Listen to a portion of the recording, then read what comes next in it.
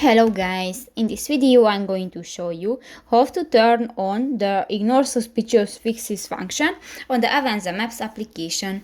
But first of all, I just want to mention, please don't forget to subscribe to our channel, because at 100,000 subscribers we are going to show you our YouTube revenue statistics and growth strategy, how to make money online. So let's jump into it. First of all, open the application on your device. Click to the three dots at the upper right corner of the screen and go to the Settings button. In the Settings section, you can find the GPS settings under the Manage Symbol Set, and in the third section, the GPS Track settings, you can find the Ignore Suspicious Fixes.